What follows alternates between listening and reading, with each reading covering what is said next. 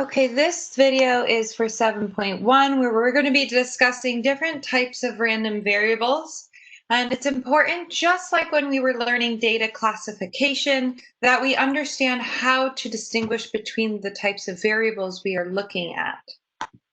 So a discrete random variable is a variable which has a countable number of possible outcomes. Now, we have discussed discrete and continuous in prior videos and in prior sections.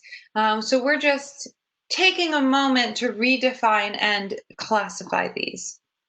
So when describing a discrete random variable, you should also make sure to state the variable, list all possible values that variable can create, and then determine the probability of those values, which is going to lead us to our next section talking about probability distributions.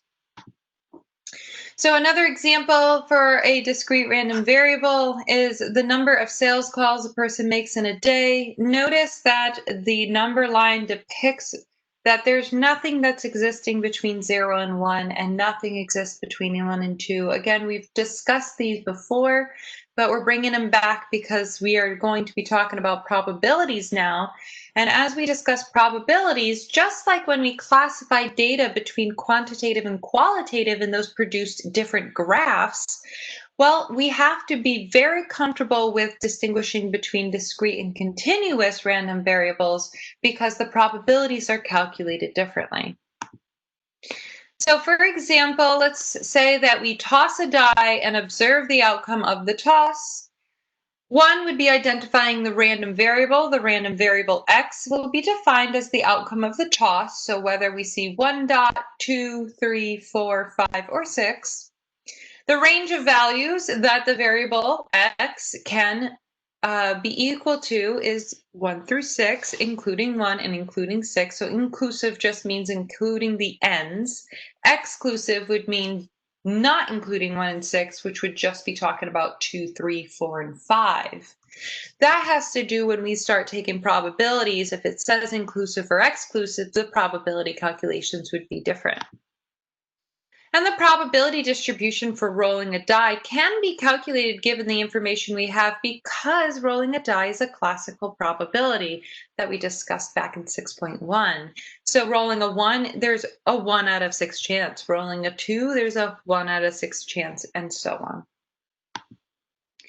Another example, let's say the head nurse of a pediatric division of Sisters of Mercy Hospital is trying to determine the capacity requirement for the nursery. She realizes that the number of babies born at the hospital each day is a random variable. She will have to develop a description of the randomness in order to develop her plan. So she identifies the random variable x as the number, the count of babies born at this particular hospital each day. The range of values, we actually don't have a restrictive range of values. It could be 0, meaning no babies were born today, to some large positive number where there were a ton of babies popping out that day at this particular hospital.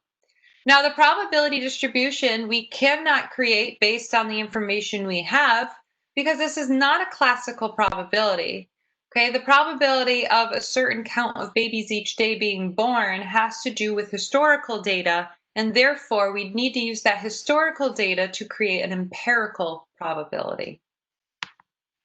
A continuous random variable is a random variable that can assume any value on a continuous segment of the real number line. That definition sounds way more confusing than what it really is. For example, a continuous random variable would be like hours. Even if we count 1 hour, 2 hour, 3 hours, there is an infinite number of time units between the first and the second hour. Notice the difference in the number line where there's a solid line connecting everything, because there is a bunch or infinitely many time units. So between hours, if you think of something smaller, minutes, something smaller, seconds, something smaller, a split second, and so on. So please take note, for continuous random variables, we specify probabilities with a probability density function, which we're going to briefly introduce, but we will spend a lot more time on probability density functions in future sections. For example, a local restaurant has an express policy that states that lunch will be served within 15 minutes of ordering, or it will be free. Obviously, the restaurant is keenly interested in not giving away its product and in delivering on its promises of a timely lunch. But the length of time to prepare each meal varies because of the difference in preparation times for each dish. The load on the kitchen and the experience of the chefs and the waitresses would matter. So, identifying the random variable x is the time between ordering the meal and receiving it. The ranges are going to be anywhere from 0, which I can't really imagine how 0 would work because there has to be some sort of time between the ordering. And even if it's a bag of chips, the waiter still has to come back and grab the bag of chips and deliver it. So I highly doubt it's going to be 0, but a small number to as large as infinity, which I don't think makes sense either because I highly doubt it's going to take forever to get a meal done. So I wouldn't necessarily say 0 to infinity is exactly perfect for this situation, but if we're simply referencing time in general, then time is weighted from 0 to forever, infinity, which I think is where this range is really coming from. Probability density, unknown, because if we would need to use historical data and calculate the probabilities based on historical data, an empirical probability, which we don't have a data set for this, so we can't right now with what we're given compute a density chart. Okay, so that's a brief introduction and mainly review of the differences between discrete and continuous variables.